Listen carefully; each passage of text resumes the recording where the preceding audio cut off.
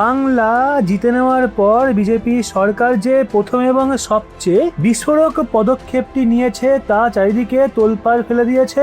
এই মুহূর্তে চীন এবং বাংলাদেশে একটা অদ্ভুত অস্বস্তি ছড়িয়ে পড়েছে। চীনের কৌশলবিদরা মানচিত্র খুলে বারবার ভারতের পূর্বাঞ্চলের দিকে তাকাচ্ছে এবং বহু বছর ধরে গোপনে বোনা তাদের পুরনো পরিকল্পনা ভেস্তে যাচ্ছে বলে অনুভব করছে। অন্যদিকে বাংলাদেশের কিছু প্রভাবশালী রাজনৈতিক গোষ্ঠীতেও নেমে এসছে গভীর নীরবতা। তাহলে প্রশ্ন উঠছে, বাংলায় হঠাৎ এমন কি সিদ্ধান্ত নেওয়া হয়েছে যার ফলে ঢাকা থেকে বেজিং পর্যন্ত বসে থাকা শক্তিগুলোর ঘুম উড়ে গেছে? কেন চীন এবং বাংলাদেশ কাঁপছে সেই একটা সিদ্ধান্তে যা সরাসরি ভারতের সবচেয়ে সংবেদনশীল এলাকা চিকেন নেক অর্থাৎ শিলিগুড়ি করিডোরের সঙ্গে যুক্ত? কেন হঠাৎ 120 একর জমিতে সীমান্ত নিরাপত্তা বাহিনী বিএসএফ বড়সড় মোতায়েনের প্রিপারেশন শুরু করেছে? কেন জাতীয় সড়কের নাম করে পুরো একটা সামরিক নেটওয়ার্ক গড়ে তোলার আলোচনা চলছে? তো ভারত কি এখন সে এলাকায় ব্রহ্মস এবং S-400 এর মতো মারাত্মক প্রতিরক্ষা ইউনিট মোতায়েন করতে চলেছে, যার ওপর চীনের শকুনের মতো নজর ছিল? পশ্চিমবঙ্গের মুখ্যমন্ত্রী হিসেবে দায়িত্ব নেওয়ার সঙ্গে সঙ্গেই শুভেন্দু অধিকারী এমন একটা ফাইলে সই করেছেন যা বহু বছর ধরে ইচ্ছাকৃতভাবে ঠান্ডা ঘরে ফেলে রাখা হয়েছিল। তো এই বিষয়টা সরাসরি ভারত বাংলাদেশ সীমান্তের নিরাপত্তা এবং দেশের সবচেয়ে গুরুত্বপূর্ণ কৌশলগত অঞ্চলের সুরক্ষার সঙ্গে যুক্ত। এখন পশ্চিমবঙ্গ সরকার সীমান্তে বিএসএফ কে জমি দেওয়ার প্রক্রিয়াকে এত দ্রুত করে তুলেছে যা আগের সরকারের সময় কল্পনাও করা যেত না। তো এই পুরো প্রক্রিয়ার সবচেয়ে বড় বিস্ফোরণ ঘটেছে শিলিগুড়ি করিডোরে, যাকে সামরিক ভাষায় বলা হয় চিকেন নেক। উত্তরবঙ্গের এই অত্যন্ত সংবেদনশীল অঞ্চলে প্রায় 120 একর জমি জাতীয় নিরাপত্তার কাজে ব্যবহারের জন্য বিএসএফ কে দেওয়ার অনুমোদন দেওয়া হয়েছে।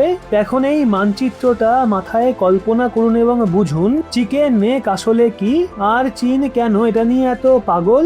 একদিকে নেপাল, অন্যদিকে বাংলাদেশ, ওপরে ভুটানের অল্প দূরেই বিস্তারবাদী চীনের পিপল লিবারেশন আর্মির ঘাঁটি। এইসবের মাঝখান দিয়ে চলে গেছে ভারতের শিলিগুড়ি করিডোর। এটা ভারতের একমাত্র সবচেয়ে সেন্সিটিভ স্থলপথ যা পুরো উত্তর পূর্ব ভারতের 8টা রাজ্যকে মূল ভূখণ্ডের সঙ্গে যুক্ত করে। অনেক জায়গায় এই করিডোরের প্রস্থ মাত্র 20 থেকে 22 কিলোমিটার। ভাবুন তো, এত সরু একটা পথ যার উপর নির্ভর করে পুরো উত্তর পূর্ব ভারতের সরবরাহ ব্যবস্থা, সেনাবাহিনী চলাচল এবং কোটি কোটি মানুষের জীবন। তো এই উইকনেসকেই চীন সবসময় নিজের সবচেয়ে বড় শক্তি হিসেবে দেখত।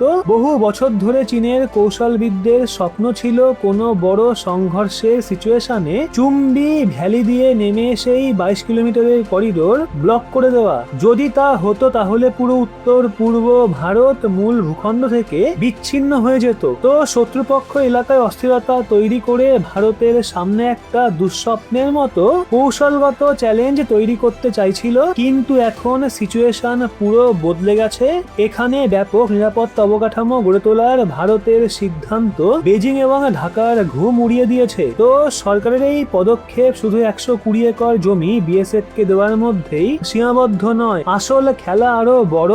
তো শুভেন্দু সরকার জাতীয় সড়কের 7টা গুরুত্বপূর্ণ অংশ সরাসরি national highways authority of India অর্থাৎ NHAI এবং national highways and infrastructure development corporation NHIDCL এর হাতে তুলে দেওয়ার ঐতিহাসিক সিদ্ধান্ত নিয়েছে। তা আপনি ভাবতে পারেন সড়ক নির্মাণের সঙ্গে চীনের ভয় পাওয়ার সম্পর্ক কি? উত্তরটা লুকিয়ে আছে ভারতের নতুন সামরিক কৌশলে। আজকের দিনে যুদ্ধ শুধু বন্দুক দিয়ে জেতা যায় না, বরং দ্রুততম সময়ে হাতিয়ার এবং রসদ পৌঁছে দেওয়ার ক্ষমতা দিয়ে জেতা হয়। তো হাইওয়ে উন্নয়নের মানে এখন সীমান্ত পর্যন্ত উচ্চগতির সংযোগ তৈরি হবে। মালদা, মুর্শিদাবাদ, নদিয়া এবং উত্তর 24 পরগনার মতো সংবেদনশীল জেলাগুলোতে এক্সপ্রেস ওয়ের মতো রাস্তা তৈরি হবে। সিকিম, ভুটান এবং উত্তরবঙ্গকে যুক্ত শক্ত করা রাস্তা এতটাই শক্তিশালী করা হবে যে প্রয়োজনে তা এয়ার স্ট্রিপ হিসেবেও কাজ করতে পারবে, অর্থাৎ এমার্জেন্সি কন্ডিশনে ভারতীয় সেনার ট্যাঙ্ক, কামান এবং মিসাইল ডিফেন্স সিস্টেম বিদ্যুতের গতিতে সীমান্তে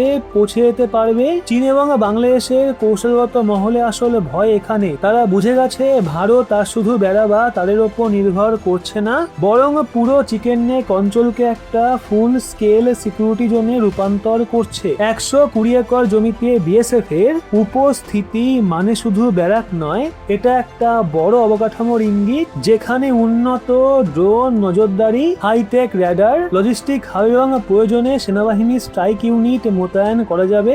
তো সব মিলিয়ে এলাকা একটা অজেয় দুর্গে পরিণত হবে। তো মুখ্যমন্ত্রী শুভেন্দু অধিকারী পরিষ্কার ভাবে জানিয়েছেন 45 দিনের মধ্যে সীমান্ত বেড়ার জন্য প্রয়োজনীয় জমি বিএসএফ কে দেওয়া হবে। এটা কোনো সাধারণ রাজনৈতিক বক্তব্য নয়, বরং কঠোর ডেডলাইন। তিনি আরো বলেছেন সীমান্তবর্তী জেলার জনসংখ্যার গঠন বদলে গেছে এবং এটা এখন জাতীয় নিরাপত্তার বড় বিষয়। ভারত বাংলাদেশ সীমান্ত প্রায় 2216 কিলোমিটার দীর্ঘ, যার সবচেয়ে জটিল অংশ পশ্চিমবঙ্গ দিয়ে যায়। নদী, জঙ্গল এবং ঘন বসতিপূর্ণ গ্রামের মধ্যে দিয়ে যাওয়া এখানে অনুপ্রবেশ এবং অবৈধ কার্যকলাপ বড় সমস্যা ছিল। বহু বছর পরেও প্রায় 435 কিলোমিটার সীমান্তে পুরোপুরি বেড়া দেওয়া সম্ভব হয়নি। মূল কারণ ছিল জমি হস্তান্তরে প্রশাসনিক রাজনৈতিক দেরি। এই ফাঁক গলেই অবৈধ অনুপ্রবেশ, জালনোট, পাচার সবকিছুর বিস্তার ঘটেছিল।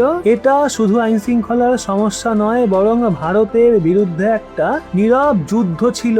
তো এখন নতুন মডেল এসছে, ডিটেক্ট, ডিলিট এবং ডিপোর্ট, অর্থাৎ প্রথমে অবৈধ অনুপ্রবেশকারীদের শনাক্ত করা হবে, তারপর তাদের সমস্ত সুবিধা এবং ভুয়া নথি বাতিল করা হবে এবং শেষে দেশ থেকে বহিষ্কার করা হবে। তো সীমান্তে এখন স্মার্ট ফেন্সিং বসানো হচ্ছে, laser wall, thermal imager, sensor, night vision camera সব মিলিয়ে এমন নজরদারি যেখানে পাখি উড়লেও অ্যালার্ম বেজে উঠবে। তো এখন সবচেয়ে বড় পরিবর্তন হলো এখন সীমান্ত নিরাপত্তাকে স্থানীয় রাজনীতি থেকে সরিয়ে সরাসরি জাতীয় নিরাপত্তা এবং বৈশ্বিক কৌশলের সঙ্গে যুক্ত করা হয়েছে। আগে যে বাংলাকে দুর্বল অংশ বলে দেখা হতো, এখন সেটাই পরিণত হচ্ছে শক্ত ঘাঁটিতে। চীন বুঝে গেছে যদি ভারত চিকেন নেককে সম্পূর্ণ সুরক্ষিত সামরিক করিডোরে পরিণত করে তাহলে তাদের বহু বছরের কাট অফ পরিকল্পনা চিরতরে শেষ হয়ে যাবে। তো ভারতের এই কৌশল চীনের সালামি স্লাইসিং নীতির জবাব।